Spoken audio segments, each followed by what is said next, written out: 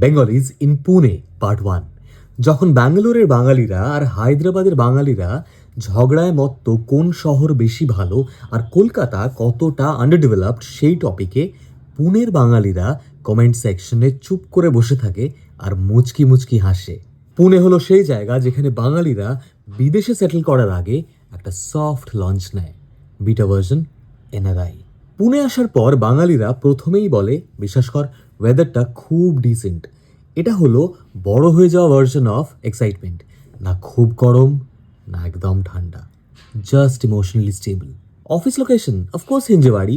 হিঞ্জেওয়াড়ি হলো সেই corporate jungle যেখানে বাঙালিরা সোম থেকে শুক্রবার হলো গ্লোবাল সিটিজেন আর শনিবার দিন সকালবেলা ঘুম থেকে উঠে লুচি আর সাদা আলু চচ্চড়ি খেয়ে ফোনটা নিয়ে সার্চ করে অনসাইট জব অপরচুনিটিজের। এফসি রোডে গিয়ে কফির কাপটা হাতে নিয়েই বাঙালি হঠাৎ করে খুব ইন্টেলেকচুয়াল। সে বলে, পুনে হ্যাজ আ ভাইব। কি ভাইব কেউ জানে না, কিন্তু আমাদের পুনেতে একটা ভাইব আছে ভাই। পুনেতে বাঙালি হাজব্যান্ড ওয়াইফের মধ্যে লাভাসা যাওয়ার প্ল্যানটা একটা আধ্যাত্মিক জায়গায় পৌঁছে গেছে।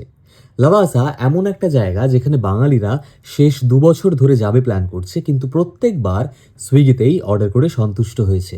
ভাষা শিক্ষার দিকেও পুনের বাঙালিরা অন্যান্য প্রবাসী বাঙালির থেকে অনেকটা এগিয়ে।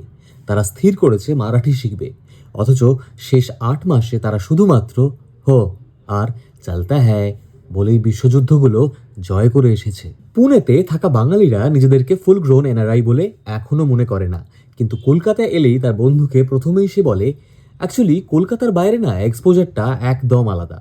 কেমন এক্সপোজার? উবার অটো করে 12 কিলোমিটার যাওয়ার এক্সপোজার।